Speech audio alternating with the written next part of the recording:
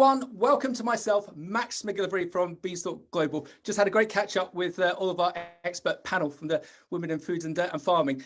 So we don't have much time, so let's get on with this broadcast. So Beanstalk Global, who are we? We support, educate and promote the international fresh food sectors to help them thrive and grow faster. Over UK lockdown, we went live with over 25 webinars on a UK and international basis and held a number of trade group briefings. And we also looked to promote the likes of the MDS scheme very successfully. We've now moved to a monthly broadcast series where we're looking to promote key sectors and groups. Examples being our broadcast for the Healthy and Sustainable Food Group, headed up by Barbara Bray, MBE.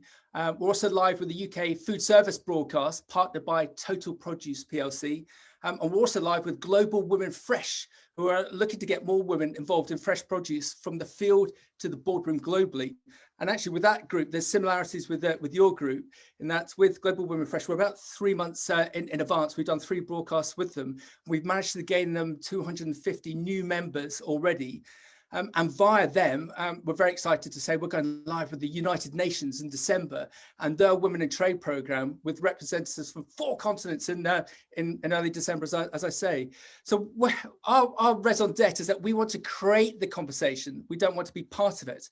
So let's get on to the subject of today and why we're all here. Women in food and farming. You've not been able to meet, and we wanted to create a solution for you to meet virtually and keep the momentum for your group going.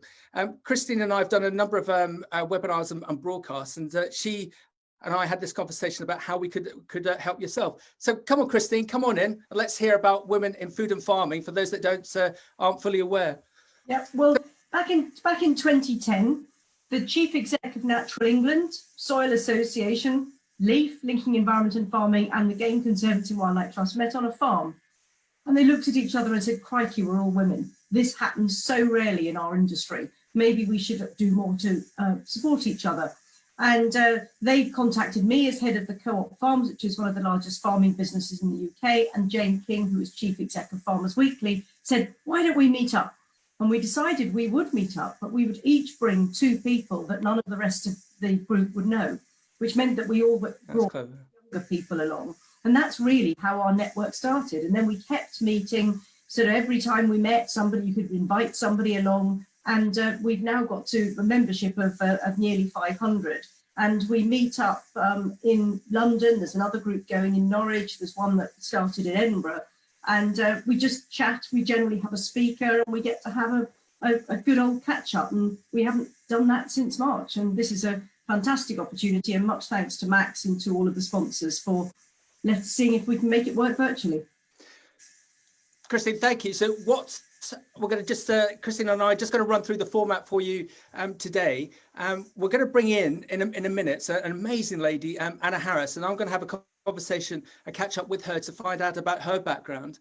We're then going to play a short video of some of the founding members of the group, and that video is great because they were all challenged to do something to a camera about ambition, the topic of today. And then we'll get them all in so we can have a catch up with them. And then after that, we're going to send you off to the link for your breakout rooms. Now, you should have got an email with that new link so that you can go to that breakout room after we wrap up this broadcast. If you didn't get that link, if you just go to beanstalk.global, that's the domain, and look at the first news story on the bottom, on the top left-hand side, click that, and that will take you to the link.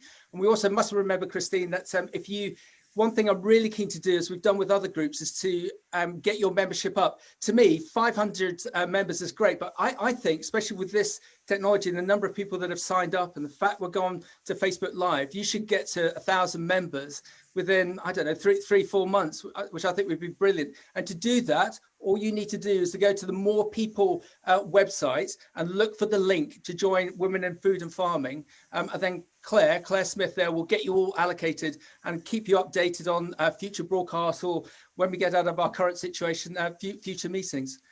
So, Christine, anything else to add before we bring Anna in? Just that it's all free. No charge to join. No charge to join, yeah.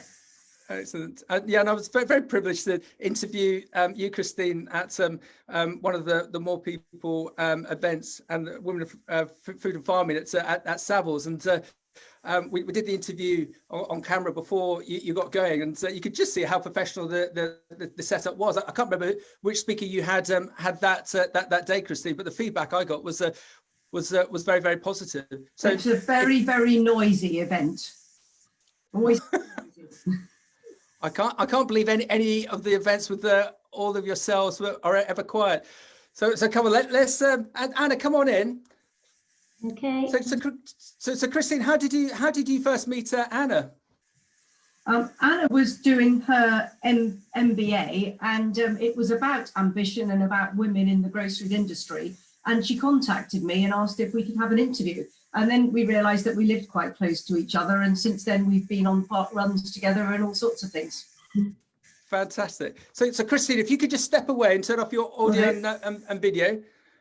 And if it's okay to ask you, whereabouts are you today? I'm in my office, which is in Bollington, just near Macclesfield. I have put a sign on the door telling people to be quiet, but I'm not going to listen to it. I just had to poke my head out the door and be like, "Can you please be quiet?" So if there's any, they should all be leaving round about now. So yeah, I'm in a big old mill building, as you can see from the kind of big LED windows behind me. And I think the office is going to be a lot emptier in a few days.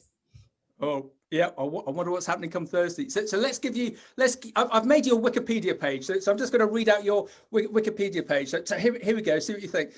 Anna Harris, she's a director of strategy for Stein IAS, who are a multi-award-winning global marketing agency. Her recent MBA dissertation majored on the findings on motherhood and ambition in the UK grocery industry. What a title. With a background of working at a senior level with the likes of Asda, Walmart in the States, and Robert Bakery, she knows a thing or two about progressing a challenging career, juggling not only ambition, but an ever-growing family as well. Yeah. Anna, how does that sound? That sounds right. I'd make one minor correction just to be just for accuracy. I worked at Walmart Canada, not Walmart USA. Ah, I apologise. Quite an important distinction for Canadians there. Okay, so let's get into this. Your subject, your MBA title. Why go that route? Why not do category management? Why not do something specific? Because it's quite controversial in some respects. Why go for that title? Well, yeah, I mean, actually, the plan originally was to write about customer strategy, and then I got kind of sidetracked. So in 2016, I found out that I was pregnant with twins. Wow. And what this meant for our family was that we were going to have 4 children under the age of 5. Yeah, it was pretty big. 4 children under the age of 5. But the thing that people really couldn't get their heads around was not the fact that we were going to have 4 children under 5. It was the fact that we were going to have 4 children under 5 and that I wanted to keep on working. They were shocked at the fact that I was still ambitious. And what really interested me, in hearing this reaction was ambitious and mother, and how these 2 words just didn't really seem to go together in people's minds. And so that's what kind of got me interested in the topic. Yeah. Okay, so how did you look to progress that? How did you look to progress the topic? Well, I think firstly what I did is I did some interviews with people. But I think the starting place really was looking at the UK gender pay gap. So I think our attitudes towards women in the workplace are really reflected in the gender pay gap. Yep. So that's where I started. And also actually my conversation with Christine was kind of a foundational, is this a topic worth looking into? And so she had some really interesting thoughts about kind of carving out leadership and how she wanted to carve out her own style of leadership, and because the sort of blueprint for leadership was very, very male in the industry. So firstly, I looked at the UK gender pay gap. So if we look across the country, that it's about 17%. So what that means is that for every £1 that a man earns, a woman earns around 83. And wow. I think what's interesting to note is that women are paid less than men in every single of the 20 sectors that have to be reported against for the government's gender pay gap reporting. And the improvement that was reported in 2019, because we didn't get one this year, was just 0.3%. And what that means is that it's going to be like 60 years until anything comes near to close. Parity. Wow. Exactly, yeah. And then one of the issues is that one of the main drivers behind the gender pay gap is the fact that women just aren't getting into these senior roles. And it's something, lots of people are aware of and lots of people are trying to work against. But what we face into is this leaky pipeline. So the leaky pipeline is this metaphor for the female career path. It's quite an unfortunate metaphor. And actually what I did is I had a look at our industry, So across our industry, women make up around half of all employees. But then when you move up to the management level, it's about, women make up about 30%. At senior management, it's about 18%. At executive level, it's 11%. And then when you get to CEOs, it's like 7%. And then, you know, you see this similar picture, this huge disparity between men and women at senior levels. So this is just all about gender then? It's just... No. So I actually argue that it's about parenthood. So I'm sure, you know, I'm sure you can relate to this. You get a new person comes into your life, they're going to disrupt things. They're going to disrupt your working patterns. They're going to, you know, prompt to rethink your priorities. And I'm sure there's some people listening out there. So come on, Anna, it's all about parenthood then, if it's not about gender. Well, it was interesting when we talk about parenthood, because when men have kids, their salaries actually go up. Oh, okay. So men with children earn around 21% more than men of the same age without children. And then men with 2 children earn more than men with 1 child. So that kind of leads us to looking at motherhood. Motherhood. So it's all about motherhood. Yeah. So the gender pay gap is not a gap between men and women. It's a gap between mothers and everyone else. And, you know, so it's a motherhood pay gap. And the phrase that you may have heard is motherhood penalty. Wow. Because the gender pay gap at the point at which a woman has a baby is about 10%. And then that grows. So 10 to 15 years later, after she has her first baby, that actually grows to 30%. Now, some of this gap can be explained by working patterns. You know, people are aware that a lot of women move into part-time work, which has less opportunity for progression. But when you get like for like, men versus women in full-time work, the gap starts at about 5%. So there is some, you know, there's a gap even right at the beginning, and then it peaks at 15%. And this 15% wage gap, this cannot be explained by working patterns. And in academia, the 15% is known as the discrimination effect. But it's also discrimination. So Anna, I hate to say, but surely you can imagine some people are thinking they know why. Yes, you know, so some people are thinking, well, you know, it's obvious. These women, they don't want to progress. They've got other priorities. They want to slow down. And although some people are, you know, we're less willing to say this in public, it's not a very PC view. A lot of media headlines do actually suggest that that is a popular view. So society and the media is very clear about where the explanation, or I might say blame. So what we see is we see headlines that will say things like, so I'll call out a headline from the New York Post: women are more competent than men, but less ambitious. Or in the Harvard Gazette, women are less inclined to self-promote than men, even for a job. Wow. Or here in the UK, The Independent, employers think that men are more ambitious than women, find survey, etc., etc. But don't worry. So if you go to the bookshelf of any bookshop, you'll see that a lot of authors out there think they know how to fix it. So the only obstacle standing between women and success in the workplace is confidence. Oh no. Okay. We just need to work harder at being confident. So are women really less ambitious and lacking confidence? Anna, are women less ambitious, and do they lack confidence in your view?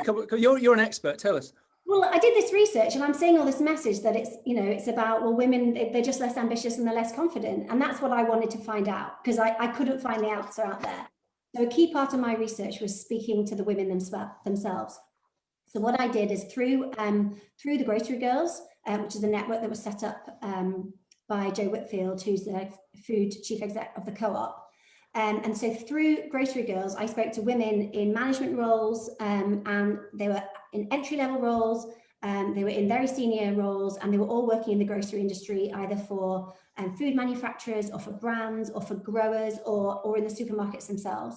And these women, they were in their 30s and 40s, and on average, they had 2 children each. So I specifically wanted to look at women who had children already, who were under the age of 10.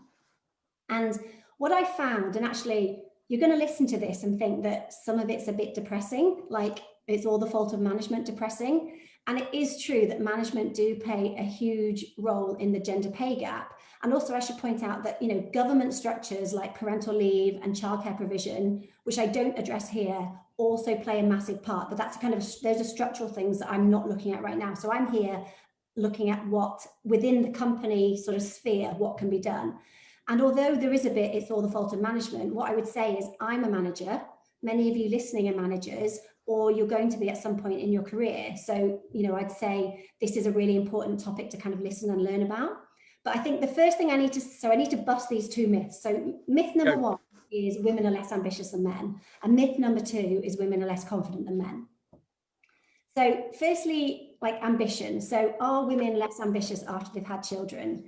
And actually what I learned is the answer is no. So the women that I spoke to were no less ambitious after they'd had children. And in fact, one woman I spoke to said she was more ambitious after having children.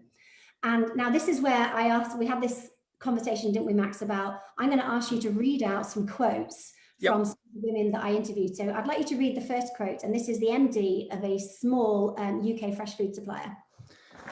One of my fears about having a child was, will I lose me? Will I lose the drive? Will I lose the ambition? But if anything, I'd say I'm more ambitious now because I have a greater reason to do what I do. In my son, it's not just about me anymore. Okay. Yeah, and then I've got another one, similar thing, just to kind of reiterate the point. So this is a senior sales manager for a UK food manufacturer. Okay, I'm more ambitious because I want things for me and my son. Before it was much more. I want to have amazing holidays and have lots of money. Now it's different. It's not just about money. It helps, smiles, but it's not just about that. Wow. Okay. Yeah. So these women are telling a really different story to the stereotype. But the problem is that stereotype about mothers lacking ambition is still really powerful. And now I'm going to ask you to read a quote of it. It's a junior sales manager. She works for a major multinational brand. Okay. A general assumption was made that because I was a mother, I wasn't interested in progressing and just wanted to come in to do my job and go home. Yeah. So this is why careers stall. So you get this is evidence of this kind of false assumption made about women that once they've had a baby, they're less ambitious, they're less hungry for progression, and that ultimately their priorities have changed. So I'm just going to take you to an example here. So you may be familiar with Citigroup. It's an American investment bank. It has a turnover of about 75 billion, and it's got about 200,000 employees globally. Now in 2014, the Citigroup head of HR noticed that women were leaving the company at a much faster rate than men. And there was a general assumption in the management team that, that they were leaving to look after their kids. But this head of HR, she wanted to find out for sure. So they did this study. They looked at 500 people who had left the firm over the last 24 months. And what they discovered is that globally, only 4% of the women who'd left had actually left to go home. And actually, the majority of women had just left to go to another corporate role. And the reason that they'd left, it was so 67% of the women in the study said that they were the breadwinner for their family and they were seeking progression and fulfillment. So they weren't looking, it was quite the opposite. They weren't leaving to look after their kids. They were looking because they were ambitious. Yeah, exactly. So, what do women want? They want, what do women who want to progress in their careers want? They want the same as men. They want challenge. They want stretch. They want their careers to move with momentum and impact. Okay, so I think I busted the fact that women are not less ambitious than men. And then the second myth is women are less confident than men. So I think confidence is an interesting one.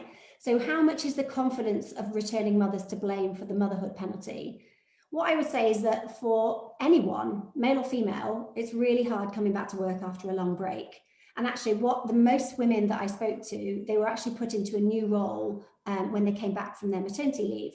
And now I'd like you to read a quote this is a junior manager on her return from her second maternity leave. I did feel like I'd been dropped in the new job. It felt stressful and I started to doubt myself. So that had an effect on my confidence, which made me not as forthcoming with my progression. If I'd had line management support and a reintroduction, it would have been much easier to adapt. But because I didn't really have that, I felt lost. Yeah, so she is lacking confidence, but it's not really coming from her. It's coming from the situation that she's been placed in. So what I would say is that the return to work after maternity is a really crucial time for career progression. And my research suggests that too many women are being placed into roles that are just convenient for their employer. But I think there's another interesting point to note is that women are being excluded from promotion opportunities because in the mind of their employer, they've just got a new job. It doesn't matter that it's at the same level they were doing that before. It's going to interrupt the progression more than just the time they've taken off for maternity leave. But, so I hope I've shown there that women are likely to suffer confidence knocks on the return from maternity. But then what about the rest of the time? Then we have this kind of pernicious message that's not really been challenged for quite a long time, that female workers lack the self-confidence of their male peers, and that lack of confidence hurts their chance of success. And actually, if they were just a bit less hesitant, and if women just sold themselves a bit better, success would be theirs. So what we see these popular business writers advising women to take the stage, visualize your success, rewrite the rules, think differently. And actually, the year after Sheryl Sandberg's kind of seminal Lean In book was written, there was another one that was published that was called The Confidence Code, The Science and Art of Self-Assurance, What Women Should Know.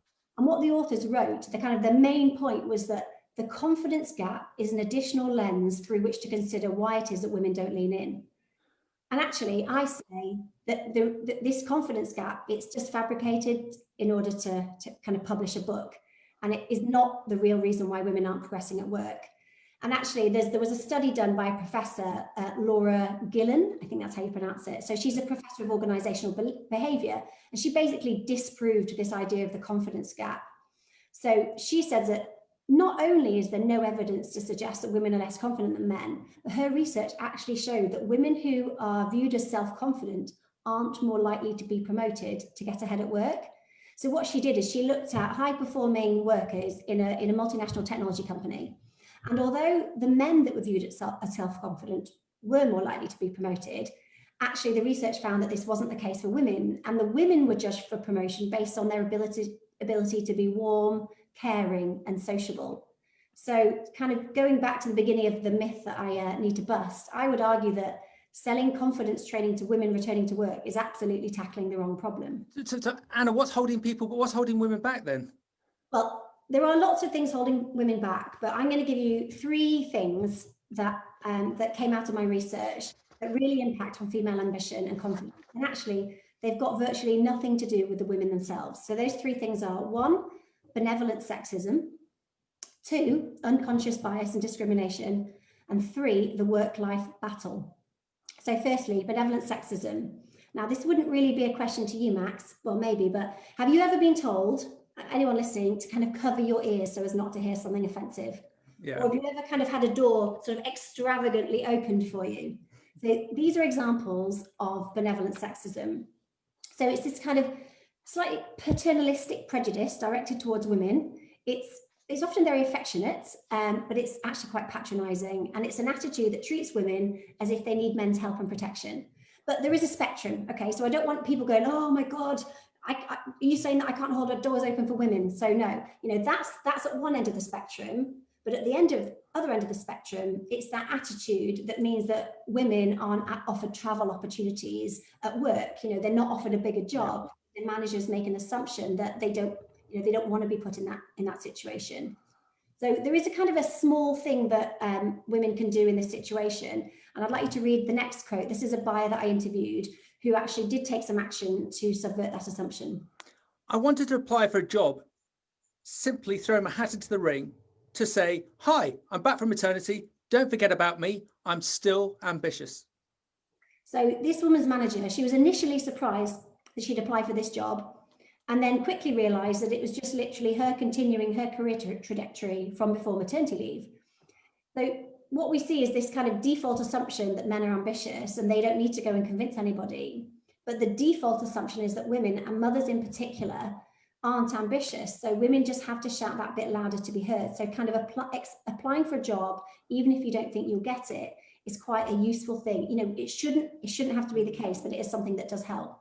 So that's benevolent sexism. The second thing is unconscious bias and discrimination. So how big a part does this play in the motherhood penalty? Well, what I learned is that it's actually still shockingly common. And it was quite sad, really, that so every woman that I interviewed had 1, 2, or 3 examples of really quite sexist behavior towards them. And so what I saw as a group, each woman individually thought that those examples were unique to them. But as a group, I saw this pattern of behavior, generally from management, that was really quite difficult to ignore. But it's really important that we understand the difference between bias and discrimination. So bias is a prejudice towards something or someone that's often characterized as a stereotype based on the group that they belong to, so mothers. But discrimination is when the bias is acted upon. So unconscious bias that drives behavior is discrimination. So here's a quote from a buyer for a major UK retailer. When I told my boss I was pregnant, she said, "I don't understand why anyone would want to have children." Exactly. Wow. Wow. So that's an example of quite sort of explicit comments, but there were also quite a lot of examples that were much more subtle. So one woman I spoke to, she'd been a buyer at a major retailer for about 15 years. She was widely considered as having management potential, and then she was pregnant. So she took a year out, she came back, and then she applied for a promotion after 6 months. And the feedback that she was given, she didn't get the promotion, was that she needed more evidence of delivery from the last couple of years. And, you know, she may not have delivered a project, but she had delivered a baby. But unfortunately, 2 other managers backed her boss, and realizing that she wasn't going to progress, she'd had her confidence knocked. And after 17 years, she resigned. Wow. This is an example of how bias and discrimination, it just knocks confidence, it chips away, it stalls career progress. And ultimately, it's how businesses lose out on talent. But then there is a slightly more nuanced story. So my third point, work-life battle. So some of the women that I interviewed, they had this sort of real fear that the next step on their career ladder was going to upset what they felt was the real precarious work-life balance. And when I talked to women about progression, the first topic that came up every single time was work-life balance. Except the way that women talked about it, it didn't really sound like they were talking about the word balance. So they use words like fear, sacrifice, compromise. And I'd like you to read, I think this is the last quote. This is a buyer at a major supermarket, and she's talking about a flexible work request that she wanted to come alongside a promotion. One of my biggest fears about progressing is that I won't have balance. And that's hard for me because I'm so keen on progressing because I know I'm capable of it. But I'm not someone who will do it at all costs. And I would sacrifice work ultimately for it, but I don't want to have to. So you see this like battle that she's having. She's like, I want to do it, but I don't want to sacrifice. So I'm going to give it up, but I don't want to have to. So, you know, we talk about this word balance, and it makes us think of this sort of gentle symbiotic relationship between home and work. But actually, what I found is that it often work and home are in conflict for many working mothers. And so I called it the work-life battle. Now, you may have heard of Mary Portis. So she's known as the Queen of Shops. She's also head of Portis, which is a creative agency that serves the retail sector. And she calls this desire for balance life ambition. And also quite a few business books call it circular ambition. But, you know, the perspective that I've come to is that you just don't need a new ambition to describe, a new adjective, sorry, to describe female ambition. You know, it doesn't need to be dealt with separately to male ambition. It means different things to different people. And that's why I'm really interested to hear what people are going to say in the videos afterwards. My argument would be is that we need a more inclusive definition of the word ambition, because a better match between ambition and work benefits everybody. So my message, I guess, in summary would be stop trying to fix the women. Stop telling them that it's down to them to go on confidence training. Instead, we need to work to create a more inclusive workplace, because it's only if we create the right conditions to allow mothers to progress in the workplace that we can tackle this motherhood penalty and get more women into leadership positions. So Anna, what can we actually do about it? What can we do about it? So yeah, I think when I spoke at a Women in Food and Farming event a few months ago, just before lockdown, I think there was a bit of a sense that when I talked about this, that I didn't really have any concrete actions for people to take. So I've had a good think about this. And I've gone back to my research, and I've got sort of 3 levels of practical suggestions. So I've got recommendations at the company level, recommendations at the management level, and then recommendations at the individual level. So at the company level, I would say, have flexible working for all parents and carers to support this, you know, to support their home life needs and to combat the work-life battle. Secondly, it's really simple. Don't take decision-making for women into your own hands. Just ask women what they want. I've jumped onto management. So yeah, have flexible working for everybody. Rethink what ambition means as a business. So we have this kind of cliche that have put men at the top for a long time. So men who put in long hours at work, so this sort of presenteeism, we assume that they must be ambitious and they must be capable. So we need to rethink, you know, what do we think ambition means, and then select people based on that new definition. So that's a company level. From a management level, I would say don't throw women in the deep end on their return from maternity. So, you know, return them to the same job that they were doing before wherever possible, even just for a few months. Yep. And the second point that I mentioned before, which is also at the company level, is don't take decision making into your own hands. You know, just ask women what they want. It's really simple. And when I spoke about my findings to my own company, our HR director said, wow, it's so obvious, but I hadn't really thought about that before. Just ask women what they want. Ask everybody what they want. And then finally, from a management perspective, just assume that women want to progress just as much as their male counterparts, because you know you need to have confidence in their ability and in their ambition. And then finally, a few points at the individual level. Like I know I said that you know the majority of this is not about the individual and what they can do, but there are some small things. So as I said before, you know, explicitly signal that you're ambitious by applying for jobs. You know, even if you don't get it, it's a small action that you can take to challenge those assumptions. You can also remind your manager that you want to progress. Remind your manager's manager. There's absolutely nothing stopping you reminding your manager's manager.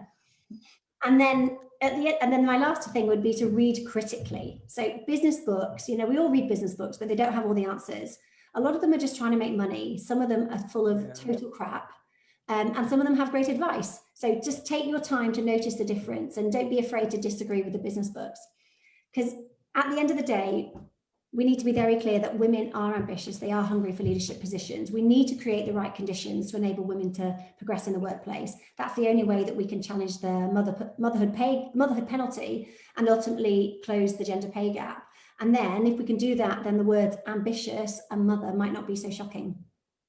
Anna, brilliant. Do you think with this situation that we're all going through at the moment of a second lockdown in the UK and a lot more home working and a lot more flexibility having to be offered to the whole workforce, do you think that's actually going to assist this whole conversation to the benefit of women in business? Yeah, definitely. So I think that at a big picture, there are some really negative repercussions for women as a result of coronavirus. We've seen women dropping out of the workplace. Families are having to choose one earner, and often because of the kind of structural issues around childcare support, it tends to be the husband or the male partner who is the higher earner in a family, and so it's the women are stepping back. But I think at a company level, there are some really, really big positives that are coming out of this. So I actually spoke to a buyer. I was on a Grocery Girls panel a couple of weeks ago, and I spoke to a buyer who works for a big retailer, and what she found was that every Monday morning before normal working, every Monday morning she would be having to drop her kids off at school because her husband had to be there early because his company was less flexible. Drop the kids off, try and find a city centre parking space. She'd get into the office, she'd be really behind. She'd feel already that she was way behind everybody. She had this pit of anxiety in her stomach. Whereas now, since lockdown, she said it's just been a whole new sort of opening of opportunity for her. She feels in control. And she said it's sort of revitalized her career because she can check her emails at home. She doesn't have to commute. And actually a really massive factor of the gender pay gap is the gender commuting gap, which is probably don't have time to get into that right now. But essentially, if we aren't having to commute so far, so women tend to commute less and they're more willing to sacrifice pay for a shorter commute. But if we can take that off the table, then I think from a senior position, from a white collar job perspective, I think there will be some benefits from more working from home. Fascinating. And I've done feels like hundreds of webinars and broadcasts. I've never had a scenario with so many people throwing in comments on the chat function here. I was trying not to be distracted by all the comments. And that just shows the credibility not only of you of the content that you're saying. So Anna, let's get on to hear what the some of the founders of the group have got to say on the video. So Anna, if you could turn off your audio and video, let's see if we can do a screen share. And Kirsty, you be there ready for me if I've got any problems. Hopefully we won't have. Just let me get that up. Here we go.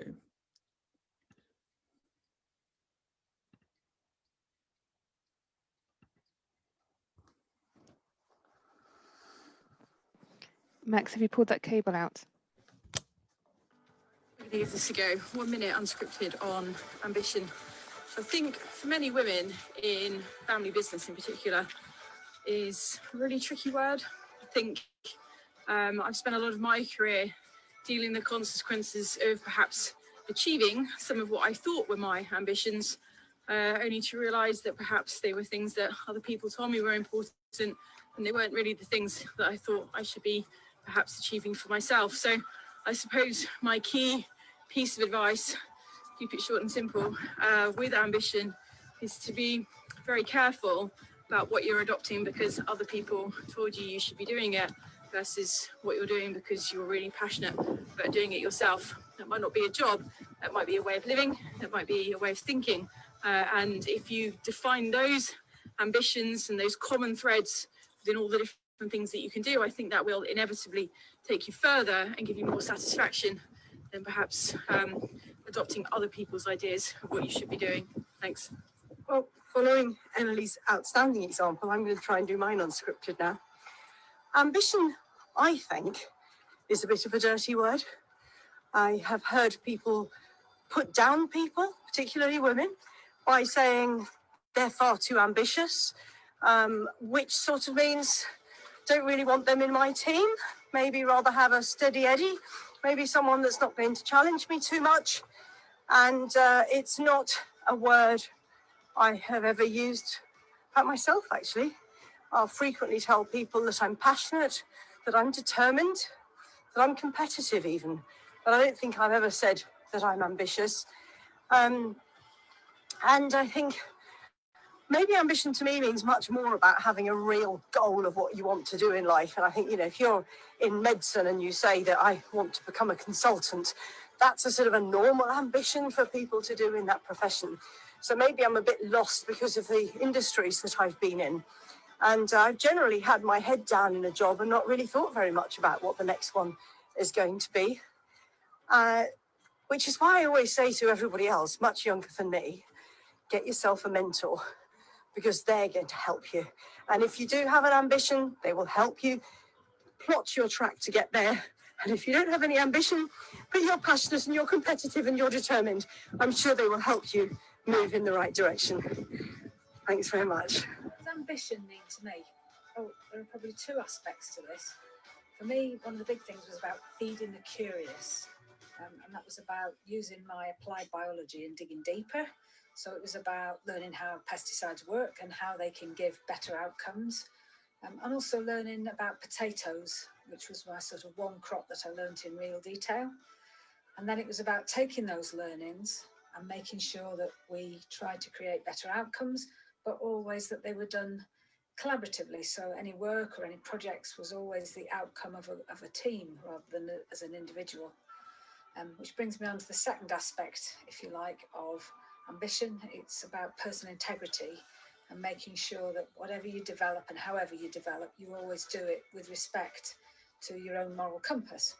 So, in summary, ambition for me is the desire to get and be better, but aligned with your own personal moral compass. Ambition is an interesting concept. Within society, I suppose you're seen as ambitious if you strive for wealth or power or fame or rising the ranks within the business. It can be seen as a negative if you have too little or even too much ambition as a woman.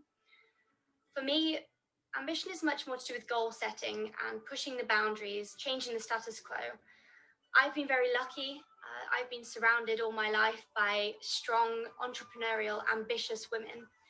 So when I think about ambition within my career so far, I feel like I have taken on new challenges. I've had faith in my abilities.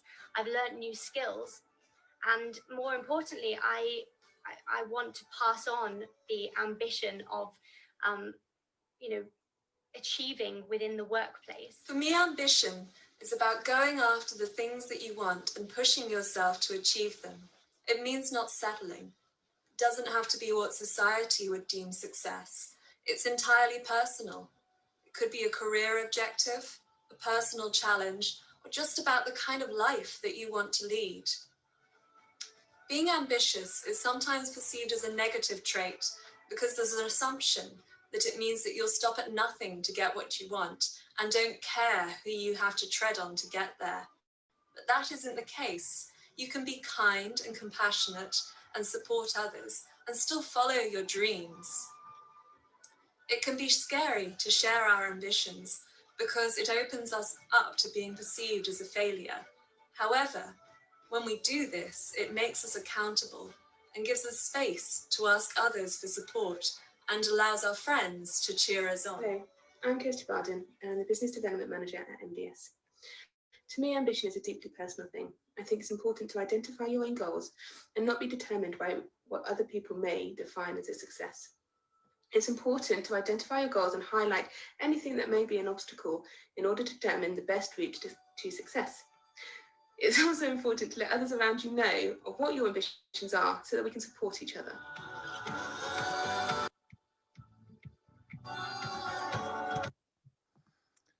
There you go, everyone.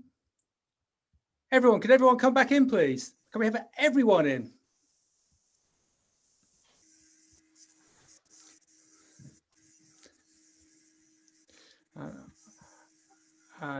Just bear with me whilst I stop the election from the States, and that's going to be an interesting one to watch. And Anna, what did you think of the videos? Oh, I thought I just made a note about Eve's comment about it's hard for women to get ambition right. Like we've either got too much or too little. I thought that was I hadn't really thought of it. I mean, it's kind of obvious. Now you say it, I'm like, yes, that's totally obvious. But I think that's an interesting thing to think about, how it's just hard for us to get it right. You know, it carries weight. People feel like it's not them. There's a lot of kind of, baggage that comes with the word. But I feel like there's an opportunity for us to own it and be unapologetic about it. Well done, and everyone, how did that feel doing that video? Because it's not the easiest thing to do. A, doing a video, but B, also talking to such an emotive subject. Eve, how did that feel? I found it fine, I suppose. I definitely did slightly script it, and I kind of planned what I was going to say, which is, Christine was slightly better at that, doing it spontaneously. But I really had to think about the people who I would say are ambitious in my life. And then from there, I worked out actually what are the traits that they have and how have they made me reflect on my career so far, and what do I think of it? And it's definitely goal setting for me. And I think. Well done. Debbie, I thought you were fantastic. How did that feel, talking about this particular subject, especially with your illustrious career to date? Never thought of it before, and I suppose for me it's about feeding the curious, making sure that you never give in or never give. Debbie, well done, Anna. Yeah. Feed. Yeah. So everyone, we're slightly running out of time here, and conscious that some of us have got to go and speak to Canada. Is that right, Christine? You've got to speak to Canada a little bit. She's such a busy. Teach them about the Groceries Code Adjudicator. There we go. So why don't we wrap up and get everyone to go onto the new link supplied by Kirsty. And Kirsty, thank you very much for getting me out of jail about my lead to make sure that bless you. So Christine, could you just wrap up for us before we move over to the breakout groups, please? Yeah, personally, first of all, to say thank you to you, Max, and thank you to the panelists. And just say the breakout rooms, the network, the best bit of it is all of the natter that we all have afterwards. So this is our attempt to recreate that. So when you go into your groups, there's going to be somebody that's been designated in each group to try and get you talking. And, we'll try and have a hard stop at past, but they've got lots of subjects to get you started on if you run out of talking about ambition. But I do think that there's a core thing that came out, is just how personal this subject is. And you might may want to talk about that when you get into your groups. Thank you very much, Max. Fantastic. So just to reiterate, if you haven't received the email with the link, if you go onto the beanstalk.global website, the first article has got that link for you to go on. And we mustn't leave without saying, Anna, that was hugely inspirational. I've been very, very privileged to got your notes all printed out here, and I'm going to have a good look through them later with the video, which will also be available tomorrow morning, which we'll send out. So congratulations, everyone. Make sure you join Women in Food and Farming by going to the More People website and looking up Claire and her link there, because I think you should easily get over 1,000 people, 1,000 members by spring of next year. Everyone, thank you very much for your time, and well done to everyone. Thank you. Thank you. Well done. Enjoy the breakout room. Bye.